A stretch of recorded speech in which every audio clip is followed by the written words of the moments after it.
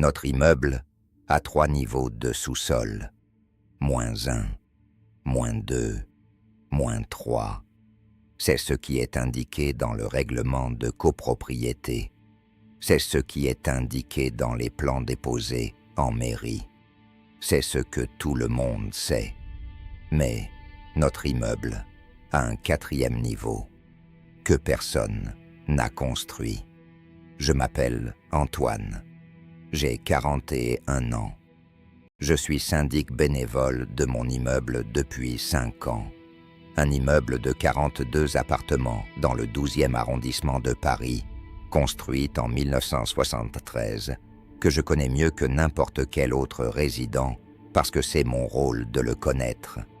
Les caves, les compteurs, les gaines techniques, les locaux poubelles, la chaufferie. J'ai les clés de tout.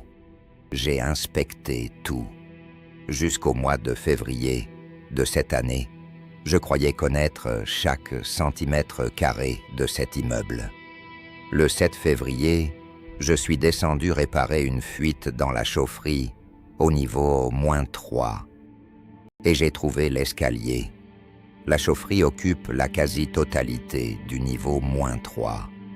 Un espace bas de plafond, chaud, avec le bruit constant des chaudières et l'odeur du fioul. J'y descends 2 ou 3 fois par an pour des vérifications ou des petites interventions. Ce soir-là, j'avais une fuite sur une canalisation secondaire. Rien de grave, une jointe à remplacer. J'avais fait l'intervention en 20 minutes. En rangeant mes outils, j'ai déplacé une étagère métallique que j'avais poussée pour accéder à la canalisation. Derrière l'étagère, une porte. Pas une porte secrète au sens dramatique du terme. Une porte ordinaire, en métal, comme les autres portes techniques de l'immeuble. Peinte en gris, avec une poignée standard. Ce qui n'était pas ordinaire, c'est que je n'avais jamais vu cette porte. J'ai les plans de l'immeuble. J'ai inspecté le niveau -3 plusieurs fois. L'étagère était là depuis au moins 10 ans, selon mon prédécesseur. Et derrière cette étagère, une porte vers quelque chose qui ne devrait pas exister. J'ai essayé la poignée. La porte s'est ouverte. Derrière la porte, un escalier. Pas un escalier de secours, pas une gaine technique. Un escalier en béton brut qui descendait, dans le noir, vers quelque chose en dessous du niveau -3. J'avais ma lampe frontale. J'en apporte toujours quand je descends en chaufferie. Je l'ai allumée et j'ai regardé l'escalier. 20 marches environ, qui menait à un palier, avec une autre porte au fond. Je ne suis pas descendu ce soir-là. Je suis remonté à mon appartement. J'ai sorti les plans de l'immeuble, les plans originaux de 1973 que j'avais demandés à la mairie lors de ma prise de fonction comme syndic. J'ai cherché. Rien. Aucun niveau en dessous du -3. Aucune indication d'un escalier supplémentaire derrière la chaufferie.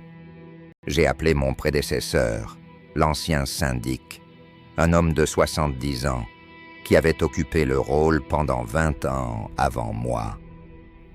Vous avez déjà vu une porte derrière l'étagère métallique au -3? Un silence. Quelle étagère? Dans la chaufferie, contre le muret. Un silence plus long. Antoine, je vous conseille de remettre l'étagère à sa place et de ne pas y retourner.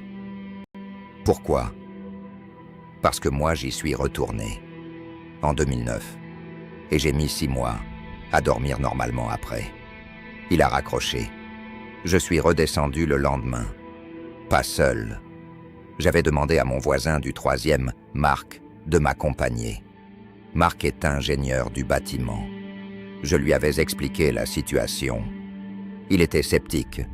Des espaces non référenciés dans les sous-sols parisiens, ça arrive. Les constructions des années 70 avec parfois des irrégularités dans les plans déposés. Nous avons descendu l'escalier ensemble. Le palier au bas des 20 marches mesurait environ 3 mètres sur 3. En béton brut. Pas de fenêtre évidemment. Nous étions sous le niveau -3. Une ampoule au plafond.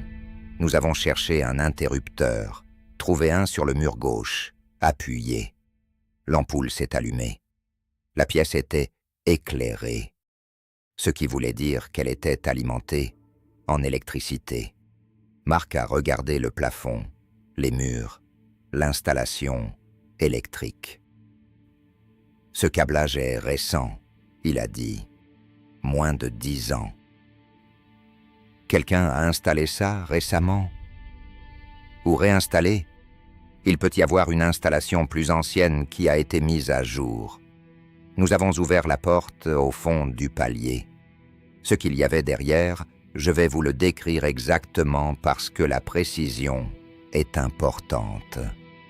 Une galerie, longue d'environ 15 mètres, large de 2,50 m, plafond à 2 mètres, en béton, pas en calcaire des carrières, en béton coulé, donc construction relativement moderne. Des portes de chaque côté de la galerie, 5 à gauche, 5 à droite, 10 portes en tout, toutes fermées, et à la fin de la galerie, un autre escalier, qui descendait encore.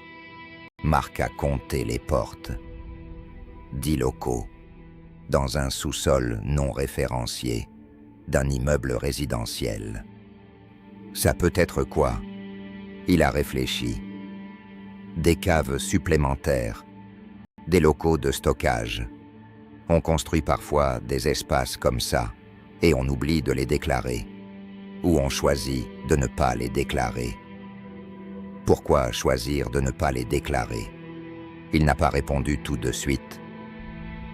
Des raisons fiscales parfois, ou d'autres raisons. Nous avons essayé d'ouvrir les portes, les 9 premières, fermées à clé, des serrures, standards, pas exceptionnelles, mais fermées.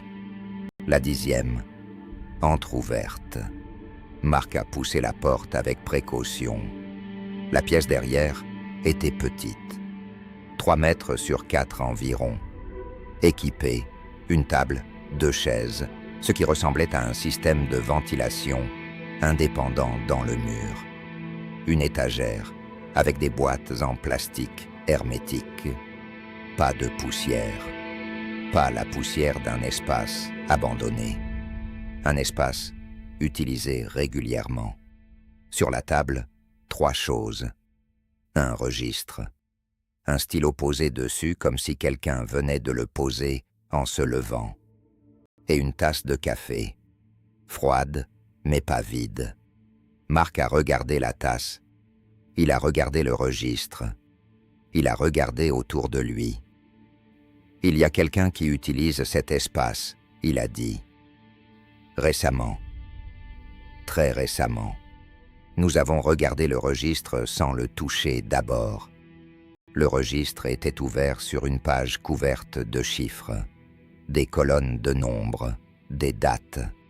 La dernière date inscrite était celle de la veille. La veille. J'ai pris le registre. Les entrées remontaient à 2011. 12 ans d'entrées régulières. Des chiffres dont je ne comprenais pas immédiatement la logique, mais en regardant les colonnes plus attentivement, quelque chose a émergé.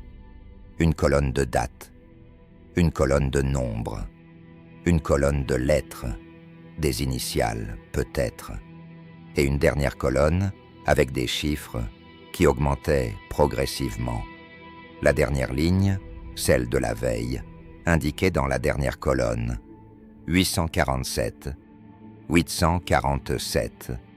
Nous n'avons pas ouvert les boîtes hermétiques sur l'étagère. Nous avons remis le registre à sa place. Nous sommes ressortis de la pièce. Nous avons remonté la galerie. Nous avons remonté l'escalier. Et dans l'ascenseur qui nous ramenait à nos étages, Marc a dit quelque chose que je n'ai pas oublié. « Antoine, tu gères cet immeuble depuis 5 ans. Il y a quelqu'un qui utilise un espace sous ton immeuble depuis au moins 12 ans, sans que tu le saches. Et cet espace n'est pas sur les plans. Je sais. Ce n'est pas une irrégularité administrative. C'est autre chose. Je sais. Qu'est-ce que tu vas faire? J'aurais dû appeler la police. Je sais que c'est la réponse évidente. Une installation clandestine sous un immeuble résidentiel, utilisé régulièrement par une ou plusieurs personnes inconnues. Appeler la police. Je ne l'ai pas fait immédiatement parce que j'avais besoin de comprendre d'abord. Pas par curiosité malsaine, par responsabilité. Je suis syndic. Cet immeuble et ses résidents sont sous ma responsabilité. Avant d'appeler la police, je voulais savoir à quoi j'avais affaire. J'ai rappelé mon prédécesseur. Cette fois, il a décroché à la 3e sonnerie. Ce qu'il m'a dit, en 30 minutes de conversation que j'avais enregistrée sur mon téléphone parce que j'avais eu l'intuition que ce serait utile, je vais vous le résumer. Il avait trouvé la porte en 2007. Pas en 2009 comme il me l'avait dit la veille, en 2007, 2 ans après sa prise de fonction. Il était descendu, seul. Il avait trouvé la galerie, les 10 portes, et à l'époque, une seule pièce équipée. Une pièce différente de celle que j'avais trouvée, la 3e, à gauche. Dans cette pièce, il avait trouvé un homme. Il n'avait pas voulu me décrire cet homme en détail. Il avait dit qu'il était là, assis, qu'il l'avait regardé entrer sans panique, sans agressivité, avec une sorte de calme total. L'homme lui avait dit une seule chose. « Vous êtes le syndic. Vous avez le droit de savoir que cet espace existe. Vous n'avez pas le droit de savoir ce qui s'y passe. Si vous appelez la police, les résidents de l'immeuble seront affectés, pas par nous, par ce que nous faisons ici et qui les protège. » Mon prédécesseur avait demandé ce que l'homme voulait dire par « protège ». L'homme avait souri et n'avait pas répondu. Mon prédécesseur était remonté. Il avait remis l'étagère devant la porte. Et pendant 15 ans, il n'y était plus retourné. « Vous pensez qu'il disait la vraie ?» Je lui ai demandé. Je pense que cet immeuble existe depuis 1973 et que depuis 1973, il n'y a jamais eu d'incident grave. Pas d'incendie, pas d'inondation, pas d'agression dans les parties communes, pas d'accident grave. Un silence. Pour un immeuble parisien de 42 appartements sur 50 ans, c'est statistiquement remarquable. J'ai passé les 3 semaines suivantes à chercher des informations sur l'immeuble, les archives de la copropriété depuis 1973, les procès-verbaux d'assemblée générale, les registres de sinistres, les déclarations d'assurance. Mon prédécesseur avait raison. 50 ans, 42 appartements, des centaines de résidents successifs, 0 incendie, 0 inondation majeure, 0 décès dans les parties communes, 0 agression, un seul accident, une chute dans l'escalier en 1989, légère. Pour un immeuble parisien construit en 1973, avec les normes de sécurité de l'époque, les installations électriques et de plomberie qui avaient eu le temps de vieillir. C'était statistiquement impossible. Ou presque. J'ai pris ma décision 3 semaines après ma première découverte. Je suis redescendu seul, sans Marc, cette fois. J'ai descendu l'escalier. J'ai traversé la galerie. Je me suis arrêté devant la 10e porte, celle qui était entr'ouverte la première fois. Elle était fermée. J'ai frappé. 30 secondes de silence. Puis, la porte s'est ouverte. Un homme, la soixantaine, cheveux gris, lunettes, une veste de laine. Il ressemblait à un professeur d'université ou à un médecin de campagne, quelqu'un dont la compétence était visible dans le maintien, dans la façon d'occuper l'espace. Il m'a regardé sans surprise. « Vous êtes le nouveau syndic ?» il a dit. « Vous avez mis plus de temps que je pensais. Vous m'attendiez ?» Depuis 5 ans. Ce qu'il m'a dit ensuite, je vais vous le rapporter aussi fidèlement que possible. Il s'appelait, ou du moins, c'est le nom qu'il m'a donné, Dr Vernet. Il travaillait dans cet espace depuis 2003. Pas seul, une équipe dont il ne m'a pas précisé le nombre. Ce qu'il faisait ici, il a été à la fois précis et délibérément vague. Il a parlé de protection, de surveillance, d'un travail qui concernait l'immeuble et ses résidents, sans les impliquer directement. J'ai demandé ce que signifiait le chiffre 847 dans le registre. Il a souri. Le nombre d'interventions depuis 2011. Quel type d'intervention? Le type qui fait que vos résidents dorment bien la nuit sans savoir pourquoi. J'ai demandé ce qu'il y avait dans les autres pièces. Des équipements, il a dit, que vous ne seriez pas en mesure d'identifier et que je ne suis pas en mesure de vous décrire. Et l'escalier au fond de la galerie. Il a regardé vers le fond de la galerie un moment. Ça, c'est plus compliqué. Pourquoi? Parce que ce que nous faisons ici, les 847 interventions, la protection, tout ce que vous avez observé, c'est une réponse, pas une initiative. Une réponse à quoi? Il m'a regardé dans les yeux. À ce qui est en dessous. Il ne m'a pas laissé descendre l'escalier du fond. Il m'a dit que ce n'était pas possible. Pas parce qu'il m'en empêcherait physiquement, mais parce que ce que j'aurais vu m'aurait rendu inutile comme syndic et probablement comme être fonctionnel. Les gens qui ont vu descendre l'escalier une fois, il a dit, ils ne remontent pas dans le même état. Qu'est-ce qu'il y a en bas? Quelque chose qui existait que là avant que Paris existe, avant que la Seine existe peut-être. Quelque chose qui attend avec une patience que nous ne pouvons pas conceptualiser. Et vous le surveillez. Nous le contenons. Il y a une différence. Je suis remonté, seul. L'escalier, la chaufferie, l'ascenseur, mon appartement. Je ne suis pas allé à la police. Je sais que vous allez me juger pour ça. Je me juge moi-même. Mais voici ce que j'ai fait. J'ai demandé au docteur Vernet une chose. Une seule. La garantie que les résidents de cet immeuble ne couraient aucun risque. Il a regardé par-dessus mon épaule vers l'escalier du fond. Tant que nous sommes là, il a dit, ils ne courent aucun risque. Et si vous n'étiez plus là? Il a réfléchi un long moment. Alors je vous conseillerais de faire évacuer l'immeuble. Je publie cette vidéo ce soir pour une raison. Pas pour vous faire peur, pas pour générer des vues.